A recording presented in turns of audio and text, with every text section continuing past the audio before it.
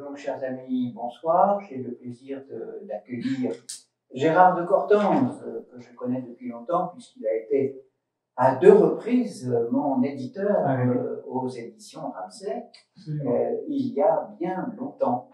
Et Gérard m'avait annoncé il y a quelques années un livre sur le voyage de Louis XVI à Cherbourg. Ce livre est paru. Je vais laisser à Gérard le soin de le présenter et ensuite, s'il le veut bien, il répondra à nos questions. Gérard, vous avez la parole. Donc, tout ce que je vais vous dire, c'est d'un point de vue d'écrivain d'abord. Je ne suis absolument pas historien et encore moins spécialiste de Louis XVI. Ça, c'était le premier. Voilà.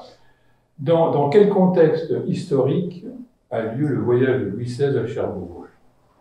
Quelques rappels. En juin 1786, Charles-Alexandre de Calonne est contrôleur général des finances du Royaume de France depuis moins de 3 ans.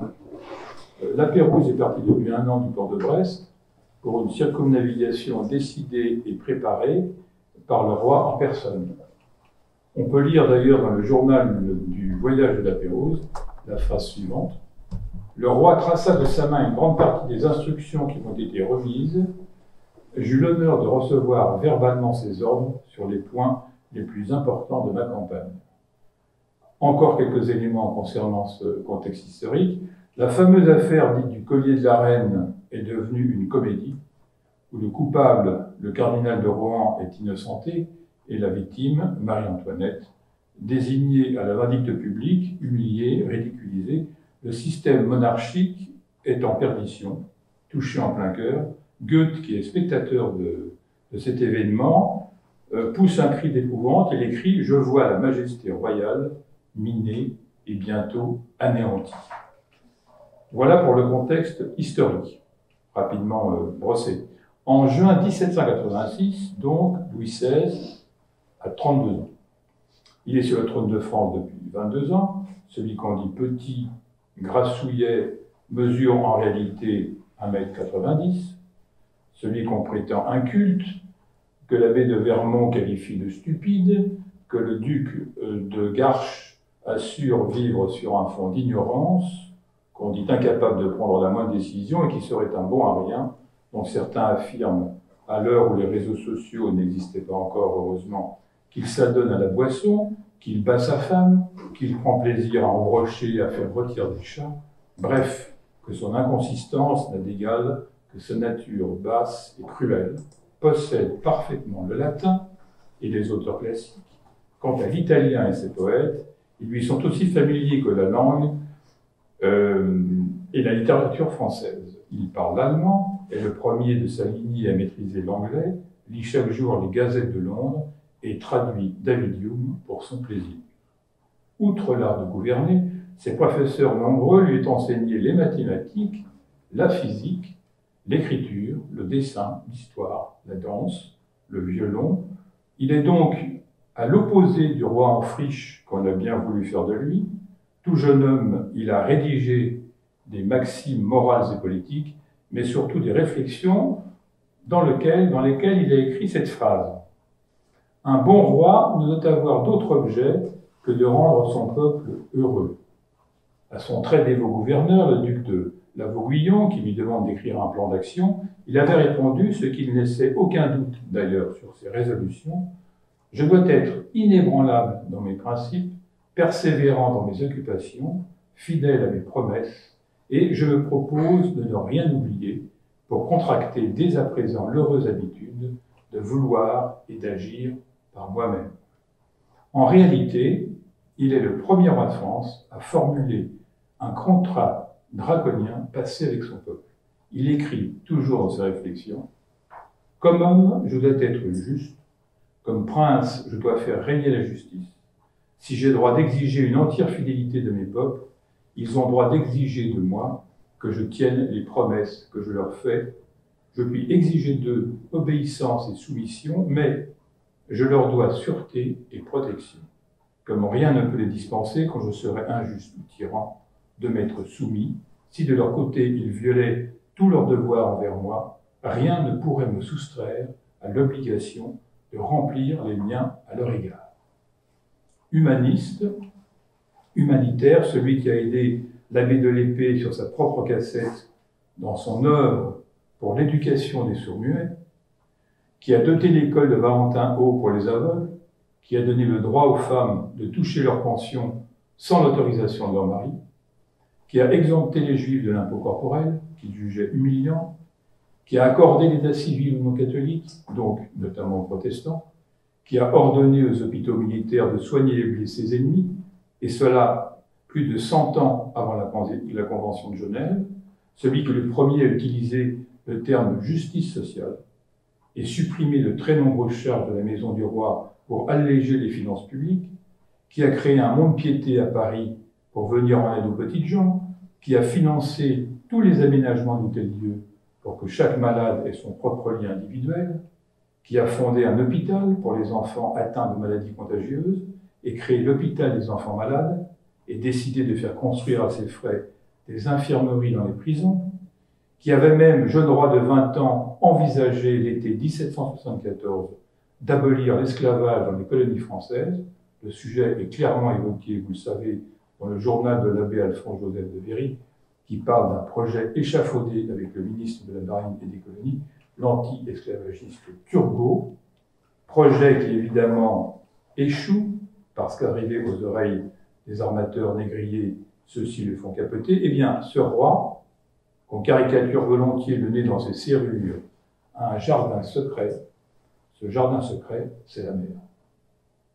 Rétablissons la vérité. Je vous parlais précédemment de son éducation. Celle-ci, outre les matières déjà citées, a essentiellement privilégié les disciplines scientifiques. Sa formation en mathématiques lui permet de s'intéresser aux théories du Suisse Léonard Euler, relatives à la mécanique des fluides et à la construction nautique. Dans ses appartements de Versailles, il s'est aménagé un laboratoire de chimie et un cabinet de géographie.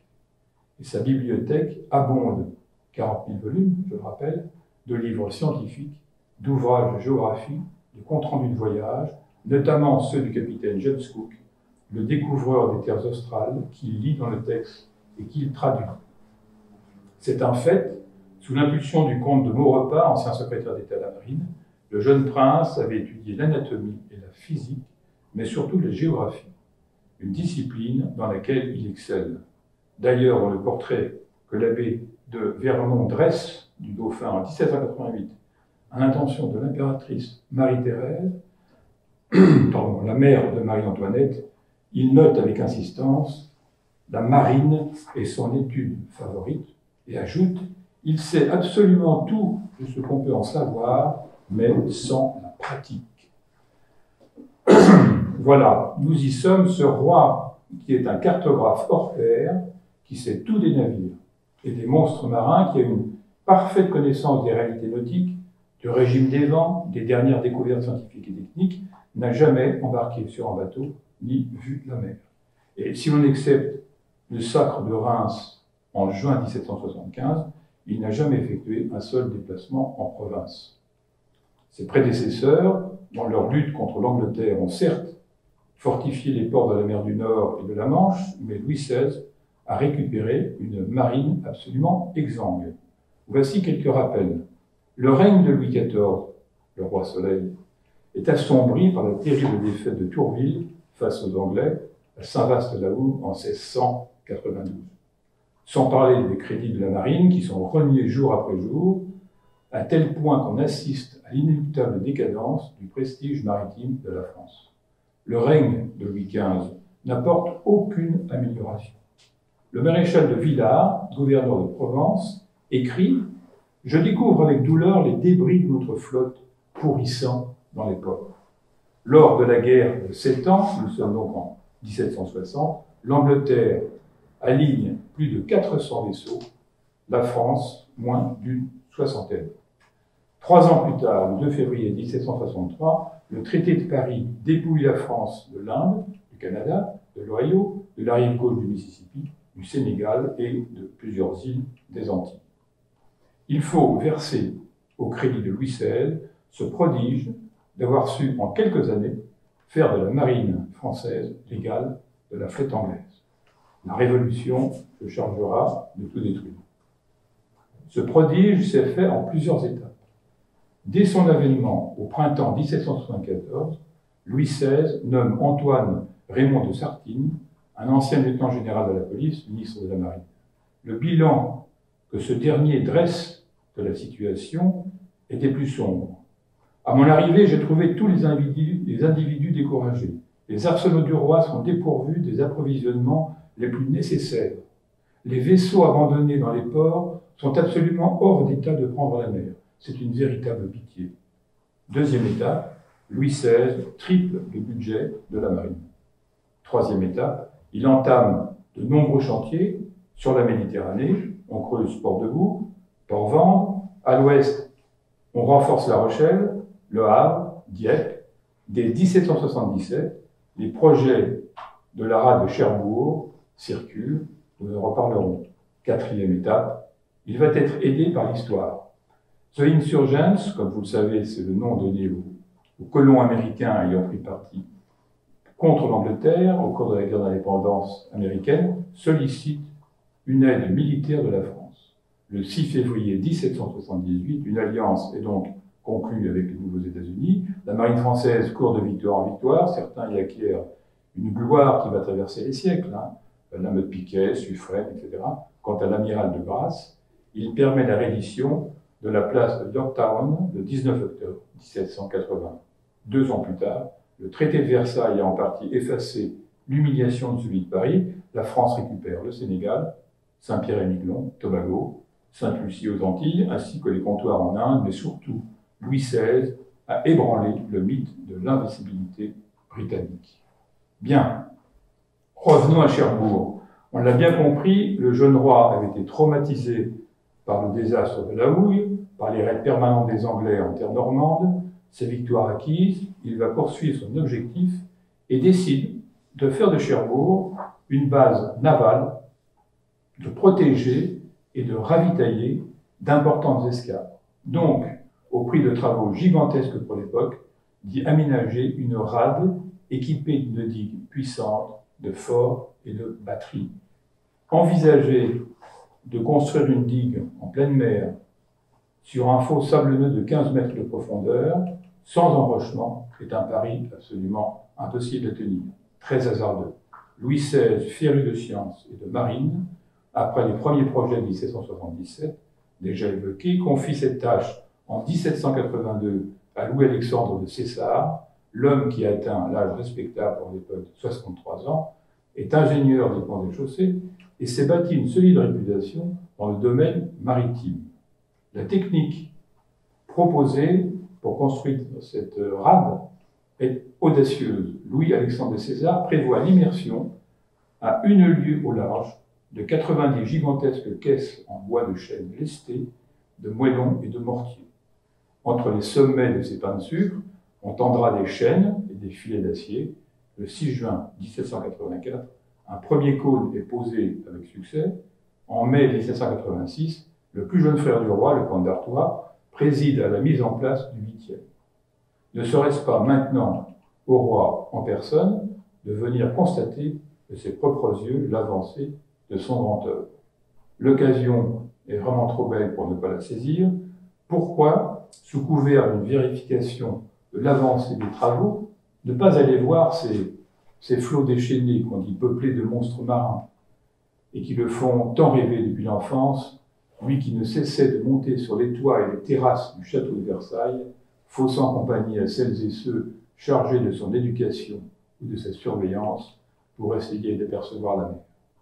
Bien entendu, ni le clergé, ni la noblesse, ni ce qu'on appelle les gens de robe, magistrats, notaires, avocats, juges, qui seront d'ailleurs à l'origine du fiasco constitue la réunion du tiers État en 1989, ne l'encourage nullement à effectuer ce périple.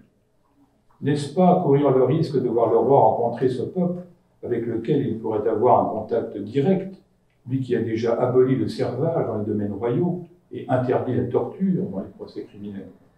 Ses conseillers font tout ce qu'il est en leur pouvoir pour lui faire changer d'avis. On lui raconte par exemple que le peuple de Normandie est pauvre, qu'il est malpropre, qu'il parle à peine le français. Ces terres n'ont-elles pas été jadis ouvertes au protestantisme? Ce sont territoires hostiles, terres de victimes, de vikings, de sorcières. D'ailleurs, les lieux ont des noms qui parlent pour eux. Cave du diable, cul de l'ange déchu, chair de Satan et les chemins vicinaux. Tenez-vous bien, les chemins vicinaux, sire, sont dégradés. À 5h15 du matin, le 21 juin 1786, Louis XVI s'apprête à monter dans son carrosse, arrêté en contrebas du château de Rambouillet. Il a laissé à Versailles sa cour, ses courtisans et la reine Marie-Antoinette, enceinte de son 4e enfant, la future Sophie. Calonne lui a remis quelques jours avant son départ un rapport complet sur la Normandie qu'il a lui-même rédigé d'après les relations demandées aux échevins et aux intendants. Ne l'accompagnent que Castres et Ségur, respectivement secrétaire d'État à la Marine et à la guerre. Dans Mémoires secrets pour servir à l'histoire de la République en France, on peut lire « Le roi avait dans son carrosse le prince de Poix, son capitaine des gardes, le duc de Villequier, son premier gentilhomme de la Chambre, le duc de Coigny, son premier écuyer, et sa majesté a de plus pris à Harcourt le duc de ce nom, gouverneur général et commandant de la province. » Dans un second carrosse étaient 2 officiers, des gardes du corps et 2 écuyers. Dans un troisième, un valet de chambre, 2 valets de garde-robe et un valet de chambre barbier, puis une voiture de suite en cas de besoin. Un petit nombre de gardes du corps qui couraient, tel était à peu près son cortège.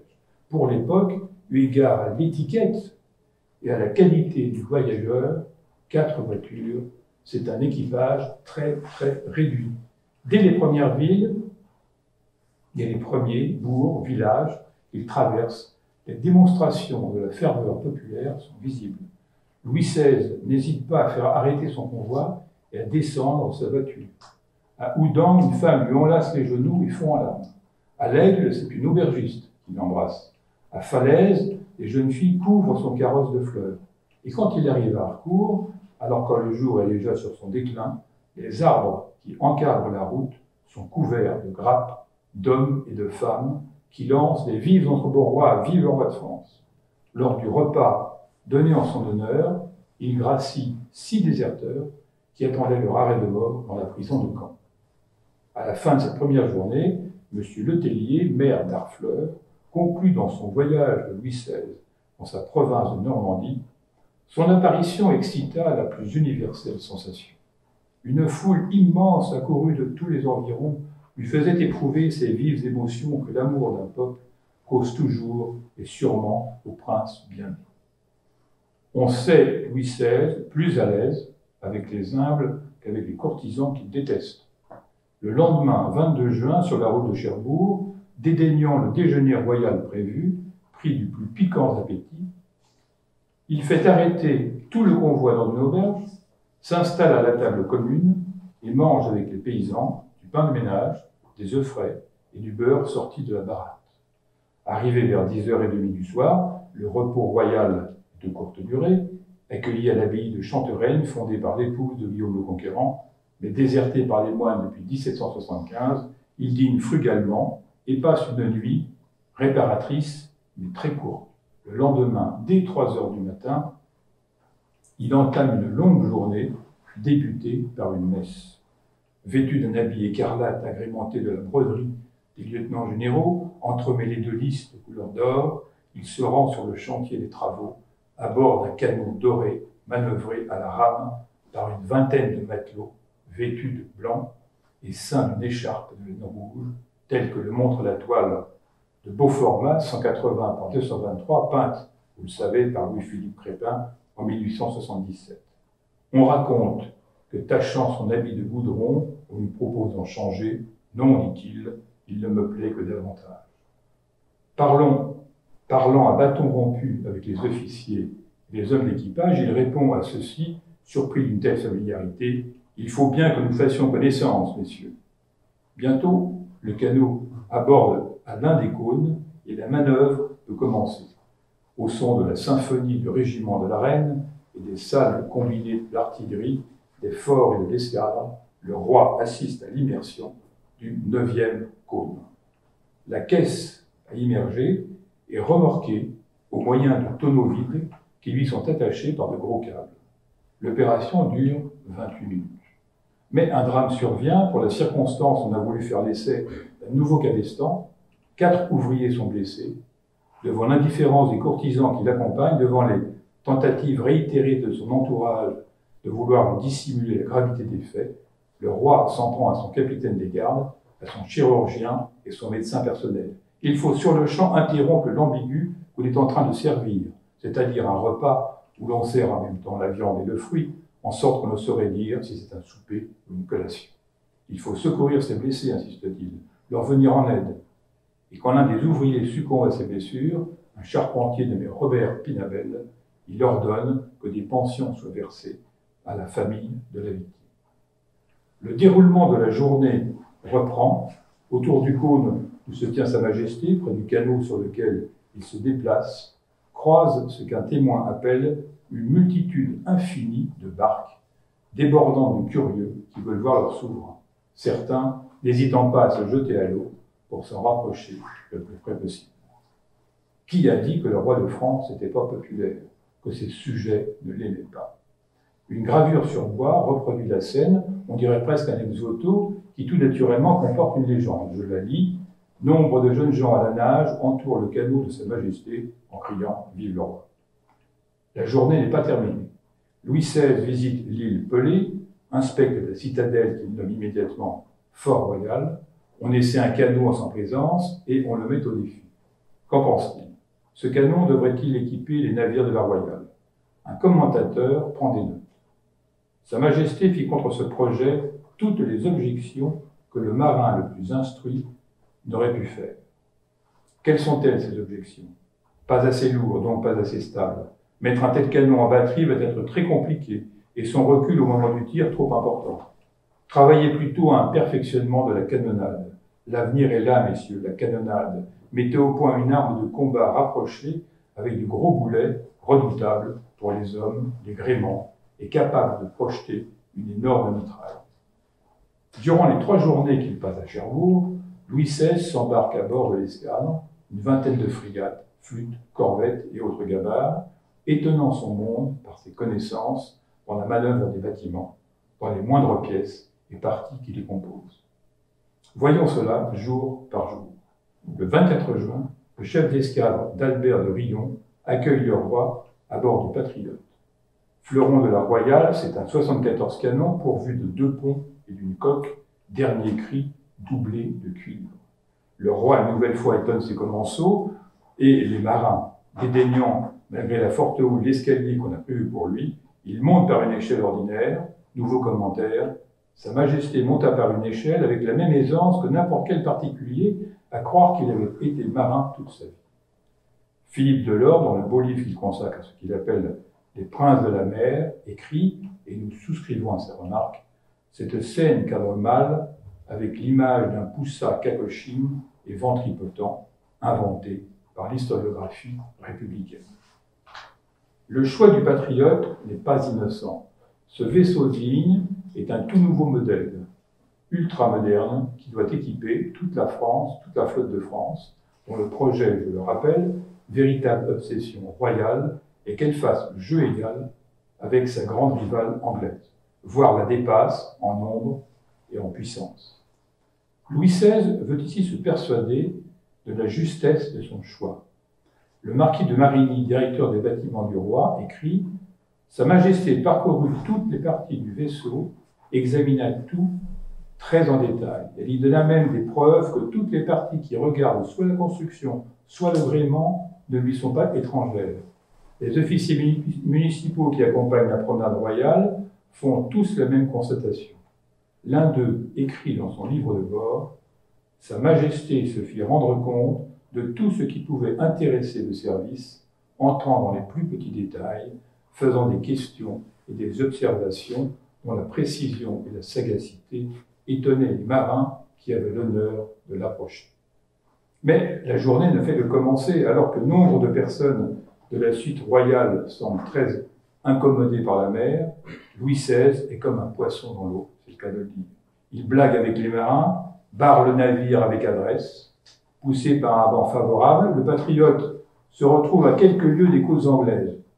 Et pendant 4 bonnes heures, on va même jusqu'à simuler un combat naval avec navires pris à l'abordage et contraints d'amener leurs pavillons, d'ématage et autres tableaux spectaculaires au milieu, je cite, d'une canonnade des plus vives. Lors de tout déplacement effectué par un chef d'État, monarque, président, homme politique quelconque, les flagorneries, le ridicule sont moins des courantes. Souvenez-vous, Solutré, Colombet, Les Glières, Fleurange nous ont fourni de très beaux exemples. Donc, ce 24 juin 1786, Louis XVI, qui est venu à Cherbourg, je le rappelle avant tout, pour réaliser un rêve d'enfant et voir la mer, se retrouve entouré d'une importante flottille. Face à cette canonnade, aussi furieuse que démonstrative, l'auteur anonyme du voyage de Louis XVI dans sa province de Normandie s'écrie « Et tous ces tonnerres réunis reproduisirent une explosion si terrible qu'elle retentit jusqu'à l'île de Wight sur les côtes d'Angleterre. » Sans doute notre auteur, emporté par sa fougue, a confondu l'île où se tiendrait presque 200 ans plus tard, à partir de 68, un célèbre concert de musique pop et rock avec l'île anglo-normande d'Aurigny, très proche de Cherbourg. Mais il est bien utile, croit-on parfois, de flatter les puissants. En fin d'après-midi, alors qu'un calme impressionnant interrompt la nomachie et rend le retour problématique, le roi évoque avec les marins et les autorités locales la nécessité d'édifier une puissante citadelle à Kirkeville et en profite pour faire tirer 4 coups de canon à boulet afin d'observer, ce sont ses propres termes, l'effet de ricochet sur la mer. Comme le temps passe vite auprès de ces marins et de ce peuple avec lequel il s'entretient de tout et de rien, et comme la vision de cette mer houleuse le rend heureux, le 25 juin, dernier jour à Cherbourg, Louis XVI le consacre à un parcours à pied, le long de la chaussée qui mène au fort d'Artois, et à une reconnaissance le long des côtes afin de vérifier les lignes de batterie et les forts de défense. La journée est loin d'être finie. Louis examine les entrepôts où se fabriquent les cônes, le moulin qui monte l'eau pour les immerger, mais aussi la boulangerie du port, les forges. Il longe les jetées, s'enfonce dans le port, découvre une Cayenne, une prison, qu'on est en train de bâtir sur l'un des quais, s'intéresse au fonctionnement de l'écluse, du pont tournant, regagne le becquet de Nanteville, prenant seul la décision, il va où son désir le pousse, décide d'accoster à la corvette Tablon, il monte à bord de la frégate La Félicité, du Cotre le Malin et de la Junon, une grosse frégate de 40 canons.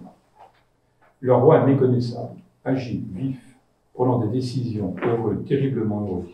Lorsqu'il est de nouveau à quai, le voilà suivi par une foule toujours plus nombreuse, qui veut le toucher, lui parler, qui dialogue avec lui de l'état de la France, de la vie de l'ouvrier, de l'artisan, du paysan. Son ministre de la Marine, Castres, note que durant ce voyage, le roi était ému de se sentir aimé.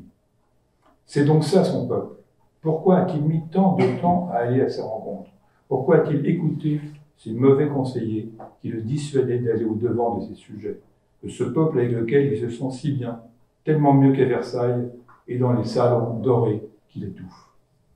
Ce n'est pas ce que les commentateurs retiendront de cette journée, mais un autre fait. Alors qu'un déjeuner est servi sur le tillac du Patriote, Louis XVI, bousculant l'étiquette, délaisse la table des invités et va déguster avec les marins un pâté de poisson salé, autrement appelé la ressource des marins en mer.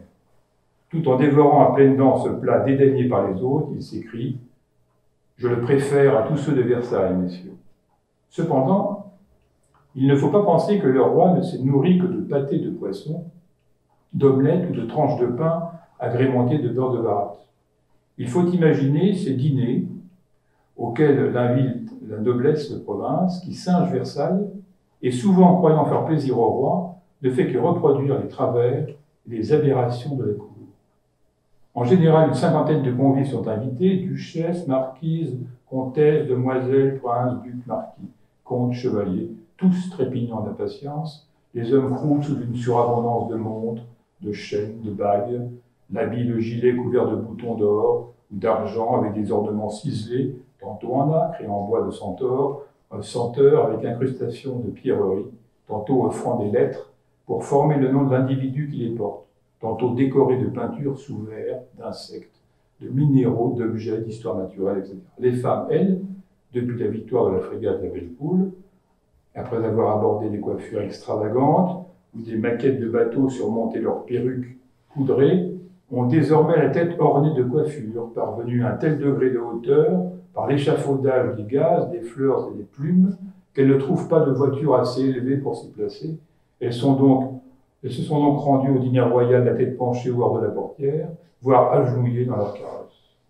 Pour redonner un certain lustre à la vie de cour, Louis, au début de son règne, quelque peu aiguillonné d'ailleurs par Marie-Antoinette, avait inauguré des repas de société, auxquels étaient invités des convives sélectionnés pour leurs conditions ou leurs mérites. Un menu d'apparat avait été fixé, qui se compose de 4 services comprenant plusieurs plats, chacun plus un 5e, préparé à l'office et comportant confiserie, glace, pâtisserie et autres friandises. C'est exactement ce à quoi Louis a eu droit durant tout son séjour normand, chaque agape débutant par un poème à la gloire du roi, rédigé par un rimailleur local. Fidèle à la mode du temps, les tables auxquelles Louis est invité ne comportent plus ni rôtis, saupoudrés de poudre odoriférante, ni œufs arrosés d'eau de senteur, ni ragoûts gorgés d'épices, ni grillades couvertes de crème musquée. Désormais, la mode, la vie des viandes et les légumes ont perdu leur apparence originelle. Tout n'est plus que fin hachis, jus, coulis, bouilli, consommé, car enfin, comme le fait remarquer un publiciste, n'est-ce pas déchoir que de reconnaître au premier coup d'œil ce qu'on mange, et de mâcher ainsi comme la racaille? Restent les desserts, Louis est gourmand, il raffole de marmelade d'agrumes à la bergamote et d'onctueuses crèmes à la sultane. Le repas terminé, tous et toutes se dirigent vers les salons où doivent avoir lieu des jeux de société qu'ils détestent. Quelle étrange chose! La société française est à l'apogée de son élégance, mais aussi de son scepticisme et de sa légèreté. Au milieu d'une sorte d'indulgence et de laisser-aller douceâtre, où ni les élégantes portant des pierrots, ni les élégants se montrant dans les salons en cheveux courts et sans perruque, ne déclenchent le moindre scandale. On ne semble plus avoir de sévérité que pour la reine, surnommée l'Autrichienne, l'accusant même de saphisme, mais surtout pour le roi, qu'on traite de serrurier et de gros cochon. Parfois, Louis craint que tout cela ne sombre dans une expiation terrible, qu'un cataclysme vienne purger le pays d'une forme de nonchalance coupable. Dans le salon des jeux de société, donc, on y joue au petit jeu des questions, à la guerre pompant. Certains préfèrent le canamaillard, d'autres le descampativos, sans oublier évidemment les fameux bourrimés. Tout cela est bien éloigné de la mer et de la royale. Revenons à notre voyage en Normandie. Le 26 juin au matin, il reprend la route du retour, passe par Caen, puis arrive à Honfleur le 27, où il monte à bord de l'Anonyme, une belle frégate élancée, rapide, à pont découvert, qui arbore une fleur de lys rouge sur son pavillon de poupe. Mais très vite, le vent tombe, le navire n'en finit plus de se faire déborder, et quand l'orage éclate, accompagné de vent et de pluie, le roi semble aux anges au milieu de tous ses marins. Suivant la manœuvre avec entrain, tandis qu'on conserve une partie des voiles, n'hésitant pas à jurer avec les marins ébahis, « Il n'y a point de mal, dit-il. C'est la langue du métier, non ?» Dans ses mémoires secrets, pour servir à l'histoire de la République des lettres en France, Louis Petit de Bachaumont écrit « On a partout observé 2 choses. L'une, c'est que le roi est parfaitement instruit de tout ce qui concerne la marine, et n'a paru étranger ni à la construction, ni à l'équipement, ni à la manœuvre des vaisseaux. Les termes mêmes de cette langue barbare ne lui sont point nouveaux, et il la parle comme un marin. Debout sur le tillac, droit sur les rafales de vent et de pluie, Louis XVI jouit de ce dernier moment sur l'eau, plus que 3 heures durant, conscient qu'il est en train de vivre sa dernière vision de l'océan. Fin de partie, il accoste Poire. Mais là encore, la journée est très longue. Il faut jouir des derniers instants, après avoir pris le temps d'observer le chauffage d'un navire au radoub, reçu en cadeau de l'abbesse de Montvilliers un pan blanc. Il assiste au lancement d'un bateau, ce qui lui arrache des soupirs. Rien n'est plus beau que le lancement d'un bateau, murmure-t-il. La lettre qu'il adresse alors à Marie-Antoinette, dit tout de son état d'esprit du moment. Je cite, « Je n'ai jamais mieux goûté le bonheur d'être roi que le jour de mon sacre et lors de ce voyage à Cherbourg. » Sur la route du retour, il traverse cette Normandie toute de vallées couvertes d'arbres et de prairies, parle une dernière fois avec les paysans, les ouvriers, les artisans. Enfin, il a pu étancher sa soif de contact humain, son besoin profond de rencontrer le pays dans sa réalité. À quelques encablures de sa capitale, les acclamations se font plus rares. À un carrefour, son carrosse est caillassé. Il confie à ceux qui l'accompagnent, il me faut sortir plus souvent de Versailles et aller plus loin que Fontainebleau. Comment n'a-t-il pas pu comprendre qu'il tenait là, comme le suggère Bernard Vincent, dans ce face-à-face avec un peuple qui continue de le respecter et de l'admirer, la clé du problème que lui posaient toutes les forces conspirant à sa perte, et qu'il possédait là un atout majeur capable de contrer toutes les intrigues du microcosme versaillais et parisien. Pourquoi n'a-t-il pas poursuivi les réformes qu'il avait entreprises? Je n'hésite pas à en rappeler quelques-unes, puisque l'histoire officielle ne sait plus les oublier. C'est lui qui inaugure la pratique de publier en détail les comptes publics, ce qui signifie qu'à aucun moment il ne considère les impôts comme le trésor du roi. Contrairement à ce qu'ont écrit tant d'historiens, Louis XVI a dépensé pour lui-même infiniment moins que ses prédécesseurs. Il n'a fait construire aucun palais, mais une foule d'hôpitaux, d'écoles, d'établissements utiles ou charitables. Il opère des coupes sombres dans les offices et les places à la cour. Amoureux de la chasse, il supprime cependant la fauconnerie, le vautret, la louveterie, le vol du cabinet et réduit considérablement la vénerie. Nous ne dirons jamais assez que grâce à lui, la monarchie avait déjà pris le tournant égalitaire que la Révolution allait seule revendiquer. Emmanuel de Varesquiel le rappelle. Parmi les mesures initiées par le gouvernement du roi, il en existait beaucoup de franchement libérales, qui étaient autant d'avancées sociales, administratives et fiscales. La création d'assemblées provinciales élues, chargées par abonnement de la répartition de l'impôt, le doublement au sein de ces assemblées de la représentation du tiers-État, qui annonce en fait ce qui se passera plus tard aux États généraux, l'abolition et le rachat de la corvée, qui n'était qu'une réquisition gratuite des sujets du roi à l'entretien de ses routes, une meilleure répartition de l'impôt, l'accès des protestants à l'état civil, la fin programmée des justices seigneuriales et des justices d'exception, des procédures criminelles moins rigoureuses, l'abolition de la torture, des droits nouveaux donnés aux justiciables, comme l'obligation inscrite dans la loi de les dédommager au cas où ils seraient innocentés. J'arrête là, la question étant de savoir si ce roi, depuis le début de son règne, comme assis à cheval sur deux politiques, une solution monarchique traditionnelle, absolutiste, issue de ses prédécesseurs, une autre libérale et rationnelle, plus conforme aux aspirations de son temps, aurait fini par glisser lentement vers une monarchie constitutionnelle. Le retour de Cherbourg, le 29 juin au soir, les grilles de Versailles se referment telle une prison. Bouleversé par le spectacle de ces eaux déchaînées, de ce peuple qu'il a enfin découvert, il se met à rêver à une société plus juste. On connaît la suite. Guillotiné le 21 janvier 1993, la nouvelle de sa mort arrive à Cherbourg dans la journée du 23. On rapporte, je cite, qu'elle froissa bien des cœurs et fit sur l'esprit public une triste et vive impression. Dans les rues de Cherbourg, des Jacobins font peindre des attributs de la royauté et les brûlent en place publique. Sur les 80 icônes prévues, seules 18 ont été coulées. La Révolution met fin aux travaux. Quelques années plus tard, alors que les tempêtes ont détruit presque tous les cônes visités par Louis XVI, on les rase, sauf un, conservé pour servir de vigie et indiquer aux navigateurs l'ouverture de la passe orientale.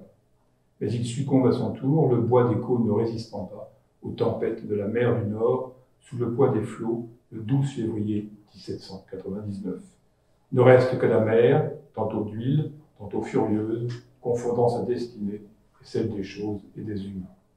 Bien des années plus tard, la Sainte-Hélène, Napoléon évidemment ironisera sur ce grand événement.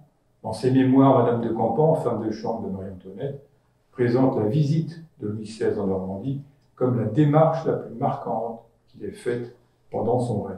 D'innombrables peintures, gravures, estampes et autres brochures attestent de l'indéniable triomphe de ce périple normand. Je reste persuadé que ce jeune roi, qui s'il avait vécu aussi vieux que Louis XIV, serait mort en 1831, aurait mis à profit les leçons de ce séjour et aurait réformé la France.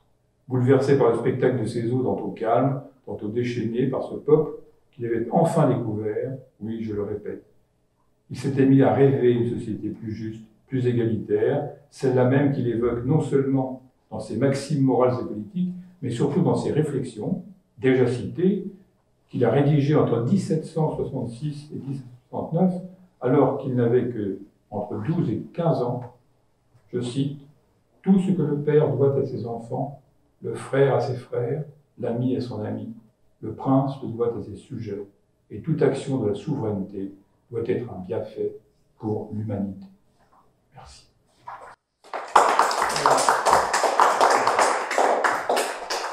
Merci Gérard.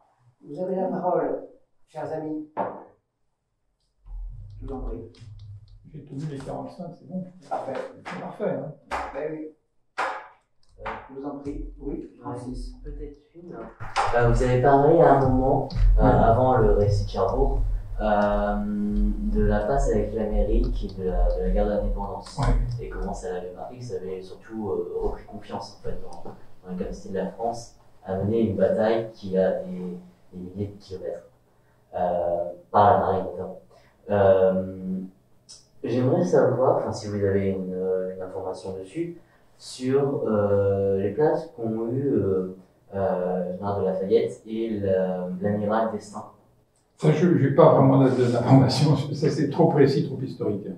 C'est ce que j'ai dit au début. C'est-à-dire que moi, comment dire, j'ai donné une vision de ce voyage à Cherbourg, qui est une vision vraiment de romancier, en partant évidemment comment dire, de recherches, mais qui sont assez comment dire, disparates en fait par les historiens. Ce qui est très curieux, c'est que c'est un voyage qui n'a intéressé personne. En fait.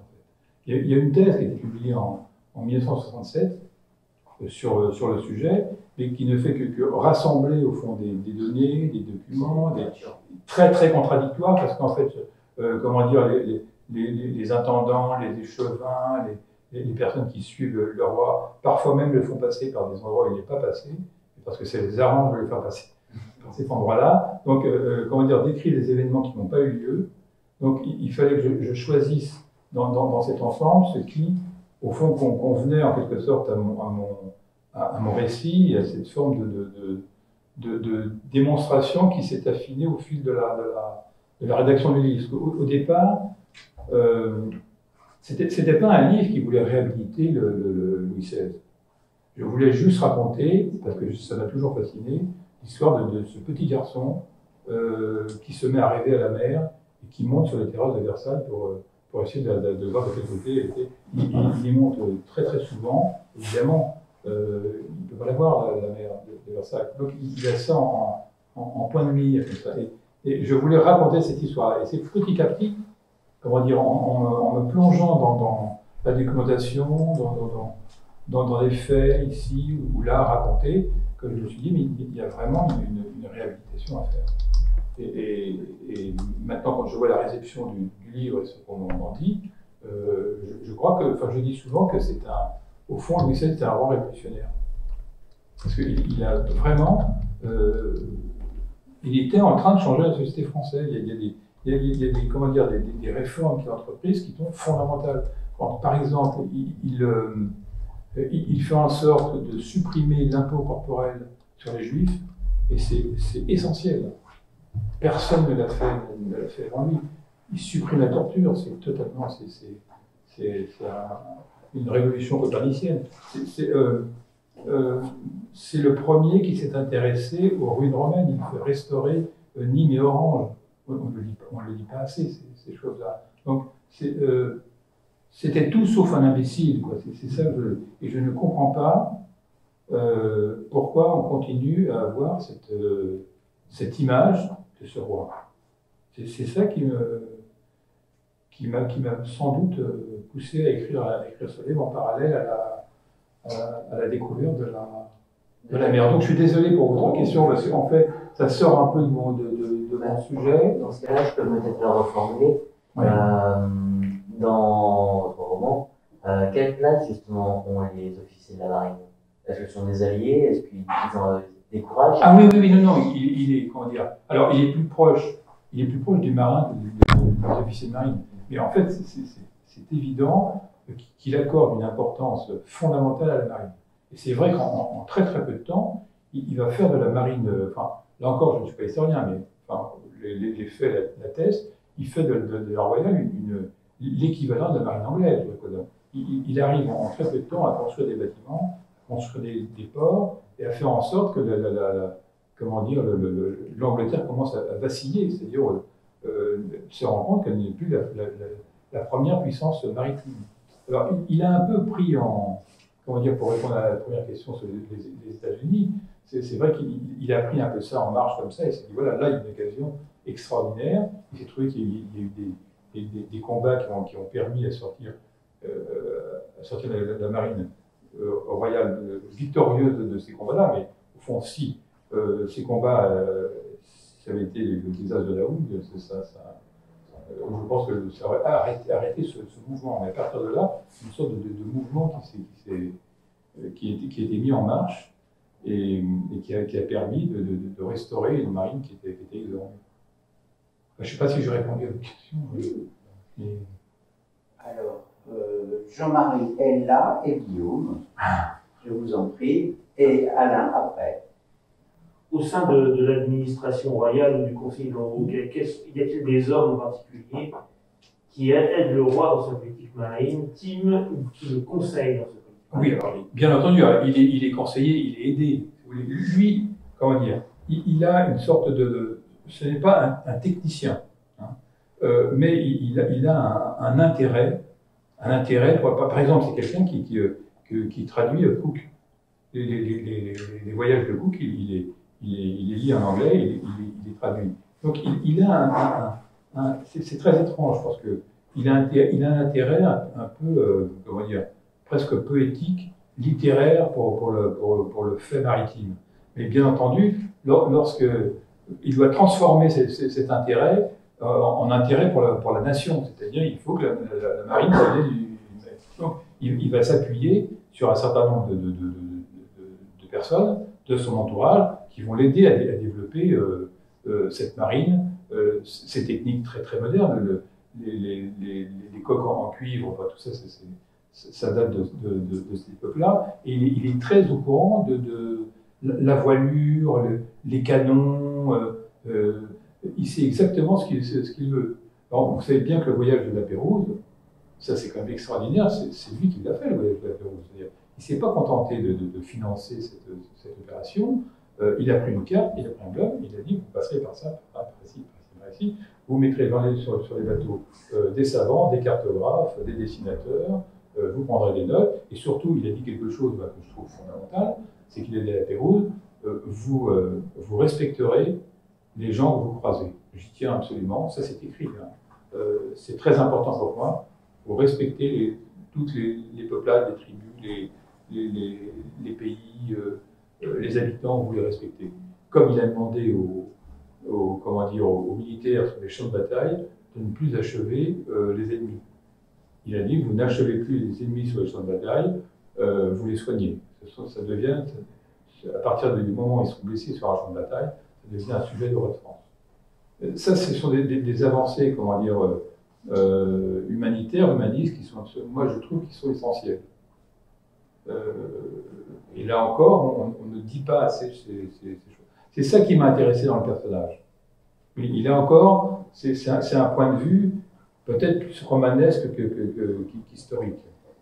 Mais j'ai pris tout ce qui peut apparaître comme des petits événements, mais qui en réalité en disent très très long sur l'époque et puis sur la véritable personnalité du roi. Je voulais aussi essayer de brosser un portrait un peu nouveau de ce monarque. Je trouve qu'on connaît assez peu, puisqu'il faut le débarrasser de toute l'imagerie républicaine qui en a fait un imbécile. Il parlait couramment 5 langues. C'est le premier roi de France qui parle anglais couramment. Il lit tous les matins la Gazette de Londres. C'est essentiel, ces choses-là. il parle allemand. Les théories de l'air sur les fluides, il sait très bien de quoi il s'agit, il est capable d'en parler.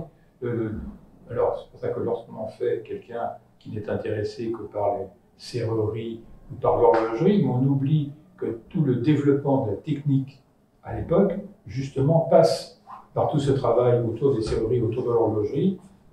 C'est pas pour rien qu'il va financer, comment dire, l'aérostation des frères Montgolfier. Il est complètement en avance sur son temps. Là aussi, il décrit, il dit au fond, un jour les hommes voleront. Il croit vraiment à cette chose-là, c'est un visionnaire en réalité. L'ouverture du Louvre, sculpture, peinture, c'est quand même lui qui l'a organisé, jusqu'à preuve du contraire. Donc c'est tout ça dont je parle dans le livre. Il y avait ici aussi une tentative de vaccin. Oui, bien sûr. C'est un des premiers, la variole, oui, bien sûr. Il a fait vacciner ses enfants. Parce qu'il savait, enfin, il sentait que le futur passait par ces avancées comment dire, médicales. Donc il a une vision de cette tentative d'une meilleure répartition de l'impôt. C'est très important. Il sent bien qu'il y a quelque chose qui se passe. Et dans un des écrits aussi, il dit une chose très très intéressante.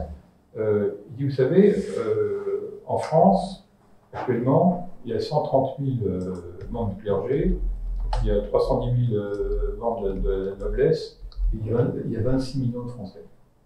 Ça serait bien de commencer à réfléchir à la vie de ces 26 millions de Français, à réformer de façon à ce que ces 26 millions de Français vivent décemment. Dans l'armée, par exemple, c'est lui qui impose que les officiers et les hommes de troupe mangent la même nourriture. C'est-à-dire qu'avant Louis XVI, il y avait une différence importante. Le pain blanc était pour les officiers, le pain noir était pour les soldats, pour la troupe.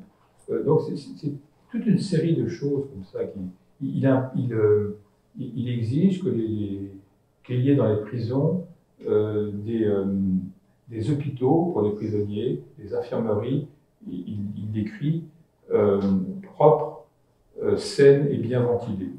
C'est-à-dire qu'avant Louis XVI, il n'y avait pas d'infirmerie dans les prisons, par exemple. Donc, voilà, il y a toute une série de choses. C'est sur ces détails-là que pour un romancier, je trouve que c'est très, très important. C'est là-dessus que j'ai construit mon roman, plus peut-être que sur une grande vision historique, mais à l'arrivée, on s'aperçoit que quand on met toutes ces petites choses les unes à côté des autres, en fait, on a une vision du règne de Louis XVI, de la révolution qui va venir, de la vie en France à cette époque-là, qui est totalement différente de l'image qu'on se fait habituellement. Alors, je ne sais pas si je réponds aux questions. Si, tout à fait. C'est elle là maintenant. J'ai deux questions. La première, c'est pourquoi a-t-il entrepris ce voyage seul et non en famille, ce qui aurait permis peut-être de décupler l'engouement suscité dans le peuple. Et aussi, est-ce que vous avez trouvé certaines raisons précises et particulières à son intérêt, à cette passion pour la mer, donc pour l'immensité, pour l'ailleurs, faire des fertiles familiales? Alors, pour répondre à votre première question, il voulait vraiment y aller seul. Okay. Et alors, il a vu une occasion en homme. Marie-Antoinette, il n'a pas tellement envie qu'elle vienne avec lui. Là encore, on a dit que Marie-Antoinette, s'il menait par le bout du nez, pas du tout, absolument pas. Elle est totalement lucide sur ce qui se passe. Là encore, on en fait le crétin fini qui voit pas ce qui se passe et qui ne voit pas ce qu'est Marie-Antoinette. Il a tout à fait compris. Il n'a pas du tout envie de venir avec elle. Et il a une occasion rêvée puisqu'elle est enceinte. Donc il le dit d'ailleurs, il dit c'est très dangereux. C'est vrai. Le carrosse comme ça jusqu'à Cherbourg, c'est quand même c'est des journées interminables. Il partirait à l'aube, il arrive à 22h à Harcourt. Imaginez. Voilà, donc ça et il ne voulait pas de la cour non plus. Pour une fois, il s'est dit ça y est, je ne vais pas avoir les courtisans sur le dos, quoi. Vraiment, je veux partir tout seul. Et il part avec un tout petit équipage. Hein, Alors, mais ce qui est quand même intéressant, c'est qu'il part avec un petit équipage, mais ce voyage a été préparé bien longtemps à l'avance, et c'est un peu comme, vous savez, comme Christo, la relation, qui emballe des choses. Pour emballer l'Arc de Triomphe, ou pour emballer certains monuments situés dans des déserts, il y a toute une population d'ouvriers, il refait des routes, il construit des maisons. C'est exactement ce qui est passé pour Cherbourg, c'est-à-dire il y a des zones entières qui ont été refaites, des terrains qui ont été recailloutés, on a construit des ponts, on a élargi des routes. Enfin, il y a toute une évolution de la route entre Paris, entre Versailles, Rambouillet, Harcourt, Valognes, Cherbourg et puis le retour, qui a été effectué sur plusieurs années. Donc il y avait tout un travail comme ça qui était intéressant à suivre. Donc ça, c'était aussi un aspect de ce voyage qui m'intéressait. Comment on reconstruit des portions de route, voire des sorties et des entrées dans certaines villes, pour permettre à ce cortège, même réduit, de pouvoir passer. Et la deuxième question, donc, son intérêt pour la mer, c'est son éducation. Hein. Il était tout petit, on l'a habitué à construire des maquettes de bateaux sur les canaux à Versailles. Et, il lisait des livres de marine, des récits de voyage. Et donc, pour lui, il voulait voir qu'est-ce que c'est que cette mer, enfin, qu'on lui décrivait dans les livres, dont on lui parlait, des marins venaient lui parler de cette mer, de leur traversée, etc. Donc il avait un intérêt pour ça, et un intérêt alors peut-être plus métaphysique sur cet ailleurs, sur cette immensité, sur cette mer qui peut être d'huile et en même temps déchaînée.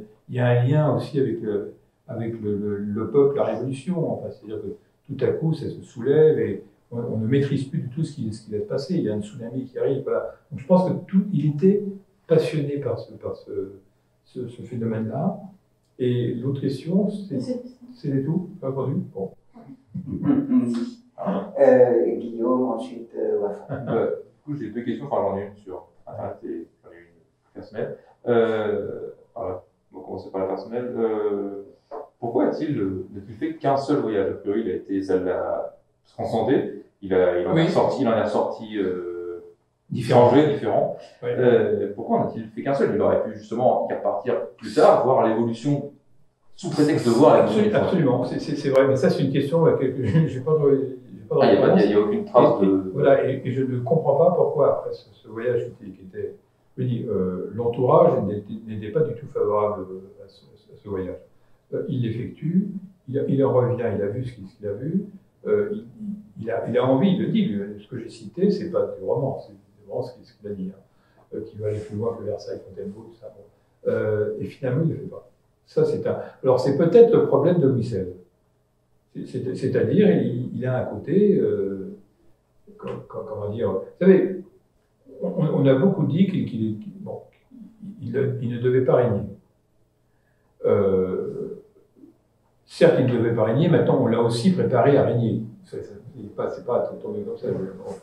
C'est faux de dire qu'on l'a pas préparé à régner. Il était orphelin, et quand son frère est mort, il avait 11 ans, donc à partir de sa 11e année, il sait très bien qu'il va être roi de France. Donc on l'éduque aussi en fonction de ça. Mais je crois que alors là, c'est peut-être plus de la psychanalyse. En fait, peut-être que jamais il s'est senti vraiment roi, parce qu'on lui a répété toute son enfance, de toute façon, il ne serait jamais roi. C'est pas lui qui devait être roi. Donc peut-être que sa difficulté, à régner pleinement, donc à reproduire ce voyage, par exemple, ça vient peut-être de ça. Ce que j'ai voulu écrire, c'est vraiment une image du roi, à dimension humaine, quoi. J'ai voulu essayer de comprendre un peu ce qui se passait chez cet homme qui était à la fois totalement visionnaire, grand humaniste, et qui n'allait pas au bout qui n'y avait pas peut-être la volonté, et puis il était aussi peut-être pas très bien entouré. s'il a été mieux entouré, on leur a dit, mais reproduisez ce voyage, regardez le succès phénoménal que vous avez eu. Et ça, non, il n'y a pas... C'est vrai que c'est très mystérieux. Je vous pose une question. Question de François, cette image absurde du roi a-t-elle été créée par la Révolution ou avait-elle déjà l'air avant la Révolution? Bon, moi je pense, mais alors là encore, je ne suis pas historien, moi, je pense qu'elle est créée tout au long de son règne, mais non, certainement, comment dire, aussi, il n'était pas très respecté par les courtisans. L'image que l'on donne dans le livre, c'est terrible. Enfin, ils se foutent ouvertement de lui. Voilà. Donc je pense qu'il y a toute une partie comme ça, sans doute de la noblesse de l'époque et du clergé, qui vont jouer avec le feu en quelque sorte. Hein. C'est-à-dire en dénigrant systématiquement l'image royale de la monarchie. Ben oui, évidemment, petit à petit, ça commence à se dégrader. La Révolution est arrivée là-dessus, bon, ça, on sait ce qui s'est passé, et la République a donné, quand on voit les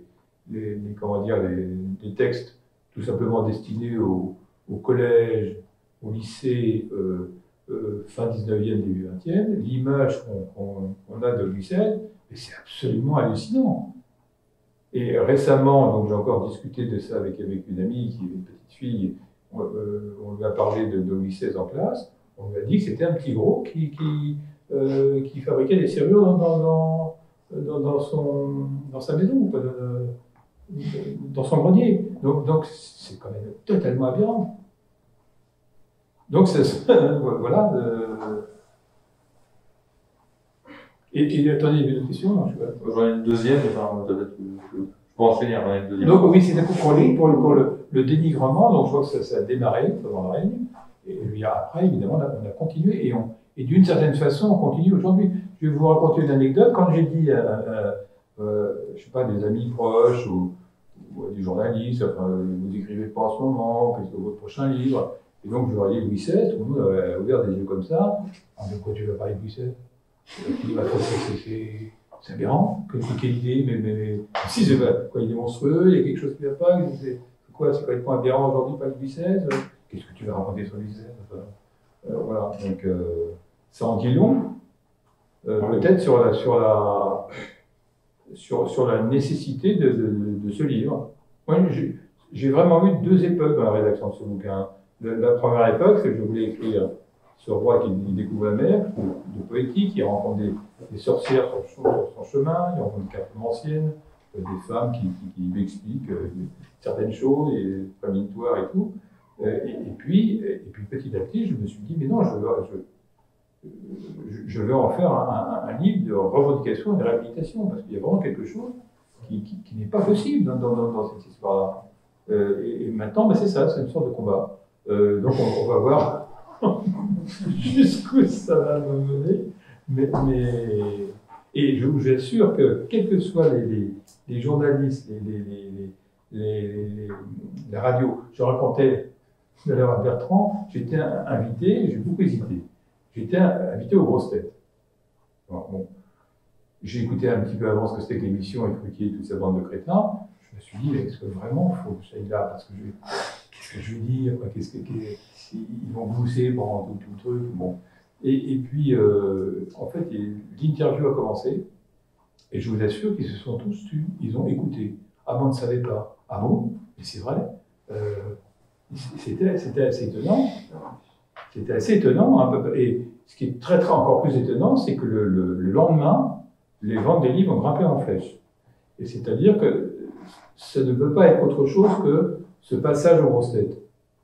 Parce qu'il n'y a pas d'article de paru encore dans la presse, parce qu'il n'y a aucune raison pour que tout à coup un livre se mette à flamber comme ça. Donc la seule raison, c'est le passage aux grosses têtes. Donc ça veut dire que, alors je ne sais pas qui écoute les grosses têtes,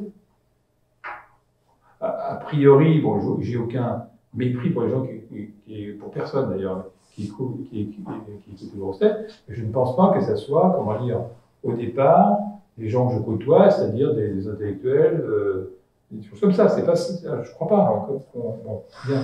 Eh bien, n'empêche que ces gens-là ont acheté le bouquin. Donc ça veut dire qu'il y a un intérêt, il y a un intérêt pour l'histoire de France, il y a un intérêt il y a un intérêt pour ce roi. Et pour cette histoire, on sent bien qu'il y a quelque chose qui est de l'ordre du mensonge, il y a quelque chose à réhabiliter, à faire autour de cette histoire. Moi, je n'analyse le succès de ce livre, pour l'instant en tout cas, que sous cet angle-là. Sinon, je ne vois pas pourquoi. Comment dire,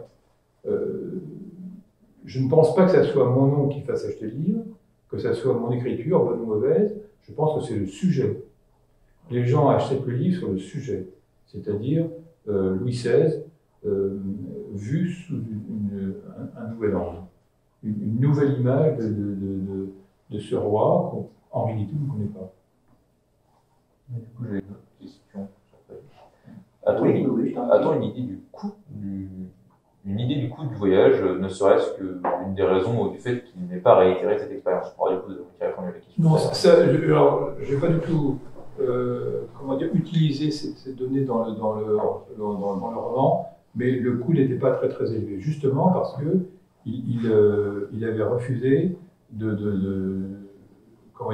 premiers projets, il y avait une centaine de véhicules. Carrosse. Voilà. Bon. Donc, mais ça n'a pas, en tout cas, ça n'a pas coûté un centime au peuple de France. C'était le trésor royal. Voilà, c'est pas du tout c'est un voyage, mais c'est assez petit, il n'y a pas des fastes monstrueux. Quand il était invité, comment dire, il dormait dans des monastères. Quand il était invité, comment dire, pour des dîners, chez les aristocrates de telle ou telle région, tel ou tel château, c'était dans leur château à leurs frais. C'était pas du tout l'argent des contribuables, comme on dirait aujourd'hui, qui était utilisé. D'ailleurs, il faisait très très attention à ne pas trop dépenser l'argent qui était dans les caisses de l'État. Contrairement à d'autres rois, comme Louis XIV, qui a eu quand même j'aime pas beaucoup Louis XIV. Je trouve que le roi Soleil, il aurait mieux fait de passer son temps autre chose qu'à danser déguisé en soleil. Ouais, du coup, c'est que. Enfin, voilà. Je préfère de loin le Louis XVI. J'ai une sous-question à la question. François est alors, il n'y a pas que le voyage, en fait, poursuit ces questions. Il n'y a pas que le voyage, comme vous l'avez dit, mais il y a la préparation et l'infrastructure qui a dû être coûteuse. Vous avez parlé à un moment des trous qui ont été réparés. Oui, c'est ça, oui. Mais c'est-à-dire, c'était coûteux, mais ça a permis tout simplement, par exemple, la route de Valognes à Cherbourg. Alors, ça a été coûteux au sens où il a fallu refaire la route, mais c'était formidable pour les gens. C'est un investissement, c'est-à-dire que les paysans, les ouvriers, qui empruntaient cette route, ont bénéficié tout à coup d'une route qui était davantage fonctionnelle et meilleure. Donc, et d'ailleurs, Louis XVI disait une chose très, très intéressante. Au fond, il disait que si on mettait un bon réseau routier en France, ça permettait à la langue française de circuler beaucoup mieux que ne pouvait la faire circuler l'Académie française. Et je trouve que c'est remarquable et c'est très très intéressant comme réflexion, parce qu'en fait, ça veut dire, avec tout le respect pour l'Académie française, c'est pas un aéropage de 40 comme ça qui vont faire avancer la langue française, en tout cas à cette époque-là, de cette façon-là, mais au fond, on a besoin qu'elle circule, et la meilleure façon de la faire circuler, c'est que des ingénieurs des ponts et des chaussées qui réparent les routes. Ça, je trouve que c'est une vision qui est très très intéressante. Oui. La circulation de la langue par la route. Vous savez que quand il y avait je ne sais plus quel pape italien était contre l'arrivée du train, en Italie, parce qu'il estimait que ça allait, toutes les mauvaises théories révolutionnaires allaient traverser l'Italie de long à large, à la vitesse du train et c'était terrible. Donc il ne fallait surtout pas que le train se... Mais il a raison. C'est-à-dire que toutes les circulations comme ça, par les routes, par les trains, par les tramways, par la Turin, bien entendu, ça fait circuler les idées. C'est ce qu'a fait l'Empire romain en Environ. Ah, voilà, on fait circuler. Ça, de la soie pour les Chinois. Oui. Donc, quand ça circule, toutes les innovations et la parole, les théories, tout circule. Alors, Bofa, qui attend son tour depuis. Excuse-moi. Ah oui, vous êtes en ligne tout ce temps? Non, je suis désolé. J'aurais dit plus bref. Non, pas du tout. Je rattrape bien. Moi, je ne sais pas si c'est une question, mais d'abord, je crois que la France doit vous remercier pour à partir de ce récit, on découvre un grand monsieur qui était un grand humaniste. Oui. Et voilà, un grand réformiste. Est-ce qu'à votre avis, à l'époque, à son époque, s'il avait connu des penseurs, des révolutionnaires, ce moment, est-ce que l'histoire n'aurait pas été autre?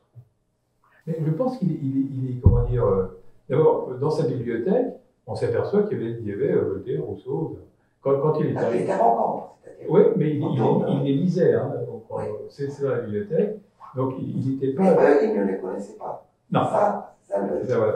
Mais par exemple, quand il est arrivé au pouvoir, Voltaire a écrit des pages très très laudatrices sur l'arrivée de Louis XVI. Hein. C'est-à-dire toutes les premières années du règne, il était adoré. Après, il y a un certain nombre de problèmes qui ont dû se greffer, mais pendant tout un temps, on l'attendait comme le Messie, en fait. C'est-à-dire que la France était dans un tel état, après Louis XIV et Louis XV. Oui, est-ce que le moment est venu maintenant de réhabiliter voilà. Écoutez, on verra, on verra la suite de la promotion de ce livre, le jour où je me ferai vilipender dans la presse sur un article en disant que on lui doit bien ça, la France. on verra. Donc, ça sera un excellent test d'ailleurs. Mais je sais les endroits où ça va arriver. Mais il y a 20 ans, Alexis Filonenko, qui était un très grand professeur de philo, spécialiste de Kant, et donc de la philosophie des Lumières, avait écrit un petit livre qui s'appelle, je crois, La mort du roi. Oui. Et c'est une lecture par un philosophe, par un professeur de philosophie, justement de la culture de Louis XVI. Mais ça m'intéresse. Alors, je crois que ça s'appelle la mort du roi, mais sinon je vous enverrai la référence exacte. C'est sur mon blog. Vous tapez Filonenko, vous trouverez, je ne sais pas si Guillaume peut le faire maintenant. Oui, alors, Alexis Filonenko décrit ce que vous dites. C'est vrai. Donc, il a déjà dit ce que j'ai écrit. Oui, non, mais son livre n'a eu aucun succès. Nous, ça nous avait intéressé. La mort de Louis XVI. La mort de Louis XVI. Et c'est à quel éditeur? La seconde. Et quand c'était en 80? Dans les années, c'était autour de l'an 2000 à peu près. Ah oui, donc c'est relativement récent. 2000 tourons. 2000 tourons. Et Bartilla. C'est Bartilla en plus, on ne sait pas. Chez Bartilla, oui. Ça, et il montre que Louis XVI est un lecteur de Hume, notamment. Absolument, mais qu'il a traduit. Qu'il a traduit. Absolument. Hume, grand philosophe anglais, empiriste, etc. Non, c'était pas rien, c'était vraiment un philosophe du temps, hein, comme tu vois. Et vous dites dans votre livre qu'il connaissait remarquablement bien l'histoire de l'Angleterre. Oui. Et justement, l'histoire de l'Angleterre, ce qui l'en retenait aussi, c'était la Révolution. L'exécution de Charles Ier. Exactement. Et l'exécution de Charles Ier. Voilà. Et en fait, c'est un livre qui relie en permanence. Oui. Et moi, j'utilise beaucoup quand même dans le livre. Régulièrement, il revient à ce livre-là. Il est obsédé par cette histoire. Il sent que là, il y a quelque chose qui c'est étonnant quand même. Ah oui, et il le lit dans le texte. Hein. Mais essayez de... Ah, mais ça, je n'ai pas retrouvé ce livre dans ma bibliothèque, il est en désordre, mais essayez de le retrouver, parce que, bon, il y a des... Enfin, je ne l'ai pas suffisamment en tête pour en parler plus, mais il vaut vraiment la peine. Le problème, c'est qu'il est passé totalement inaperçu. Ah oui, oui. Alors que Filonenko, à l'époque, était très très connu. Ça aurait pu susciter un débat sur l'esprit des Lumières, la pénétration du pouvoir politique par l'esprit des Lumières, etc. Pas du tout. On a, justement, il y a cette espèce d'imaginaire qui fait qu'on en revient aux clichés historiques habituels, parce que c'est plus confortable, parce qu'on a envie de tout remettre en question. Mais voilà. Et puis bon, il y a eu le livre de Jean-Christian Petit-Fils, la biographie de Louis XVI, qui est une remise en perspective du roi sans, justement, où il dit bien le côté réformateur de Louis XVI. Qui ressort en Paul d'ailleurs. Mais il y a très peu de choses. Ah, il y a oui. Je me souviens, j'avais demandé à Furet de faire un Louis XVI. Il vous intéressait à la Révolution, on a commencé par faire un Louis XVI. Non, il n'était pas très... Oui. Bon. Et il n'a pas fait. Bon, il est mort très jeune, en fait, prématurément. Mais voilà, il ne savait pas comment prendre le sujet, en fait, qui est un sujet très complexe. Mais en même temps, ce que je trouve étonnant, c'est que oui, moi, je ne suis pas du tout un spécialiste de cette période de lycée. Donc, quand j'ai commencé à travailler, j'ai essayé de trouver des livres ici ou là. Enfin bon, c'est vrai qu'il n'y a pas grand-chose, mais dans le peu que j'ai trouvé matière à écrire ce livre et à dire ces choses-là. Donc, je ne comprends pas qu'un historien ne se soit penché réellement sur ces questions-là, avec, donne son point de vue d'historien, qui est plongé dans l'histoire du matin au soir, c'est sa vie, c'est son travail, c'est pourquoi. Oui, mais on préfère s'intéresser à la Révolution, ce qui est tout à fait normal. Oui. On a fait beaucoup de réflexions ici sur la Révolution, mais plutôt que sur un roi qui est un perdant et bon, ça ne paraît pas très intéressant vu de loin. Oui, mais il faut essayer de le voir de près. D'une époque, quoi. Voilà. Alors il y a que les francs-tireurs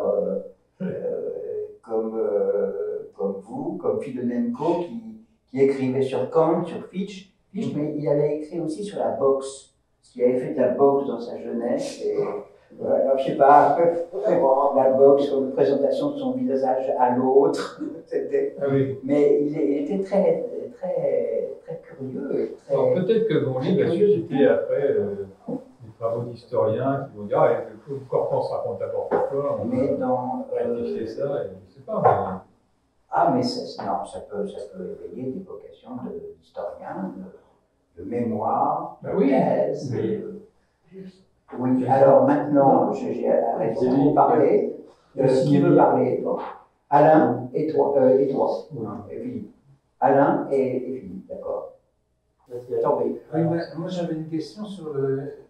D'abord, moi, vous dites qu'il parlait 5 langues, j'imagine qu'on les lui a enseignées quand il était. Ben oui, mais bien sûr, il avait des professeurs qui lui ont enseigné, et oui, c'est d'ailleurs assez étonnant parce que, à une époque où finalement, dans ces milieux sociaux, dans toutes les cours d'Europe, on parlait français. Exactement. Le problème ne se posait pas finalement. C'était l'italien, le latin, l'allemand. Voilà. L'anglais.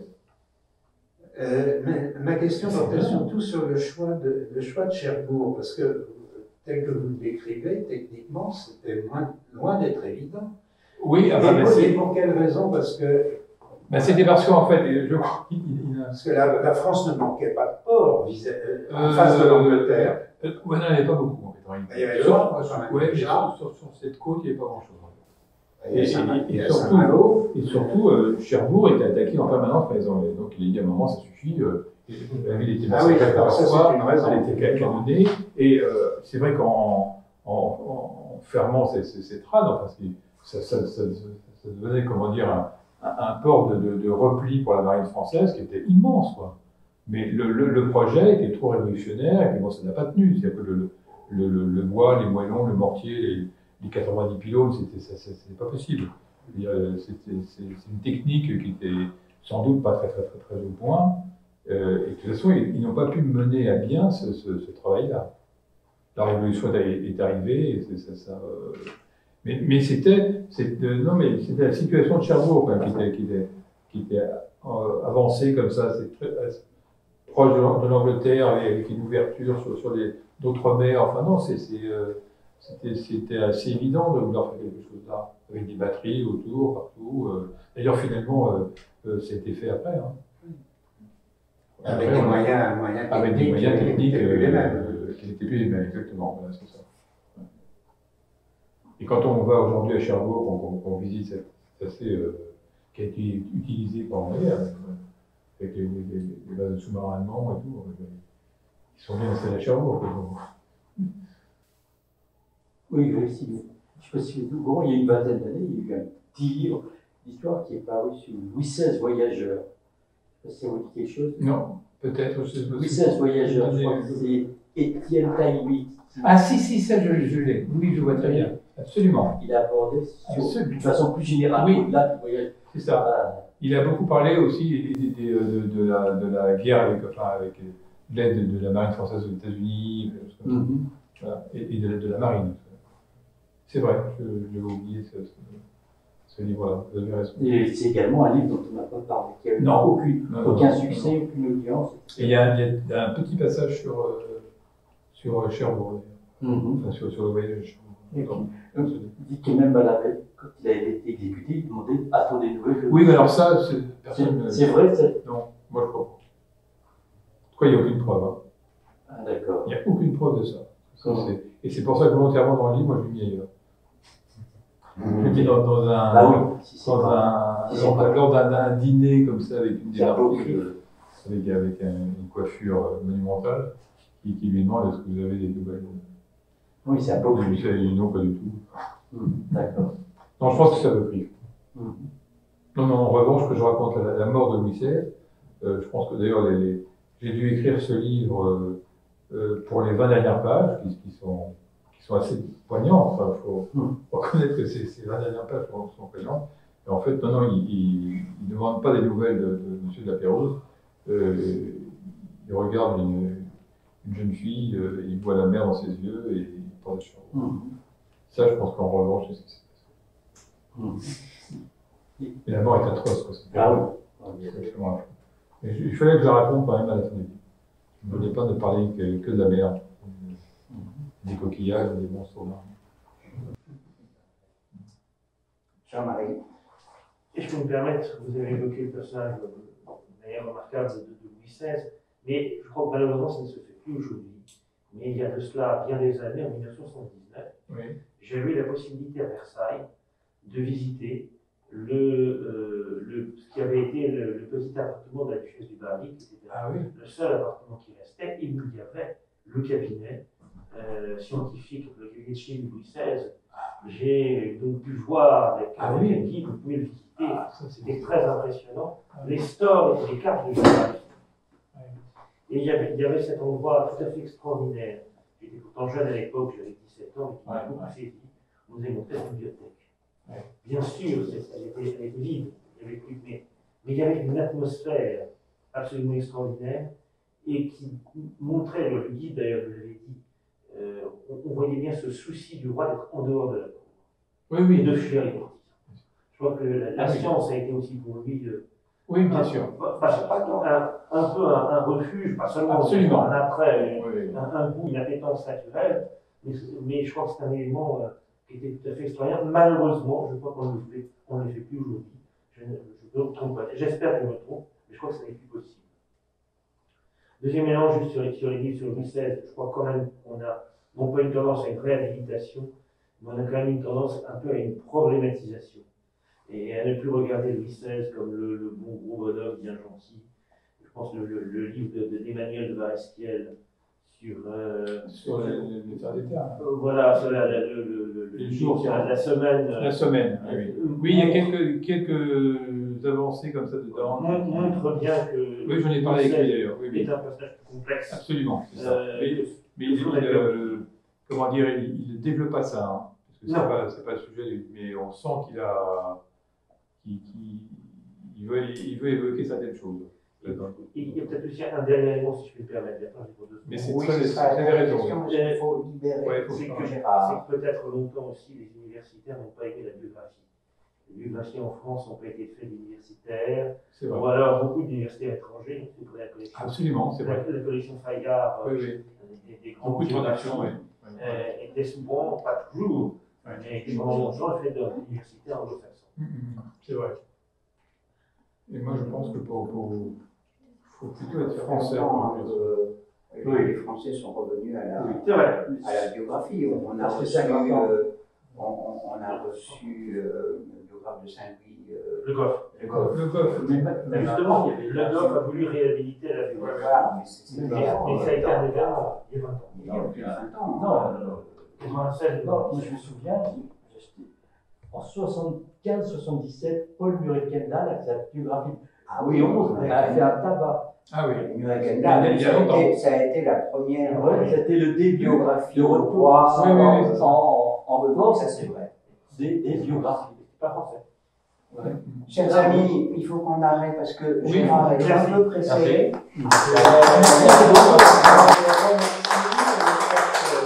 Il reviendra nous voir. Ah, mais le prochain livre, c'est Hemingway. Ah, intéressant.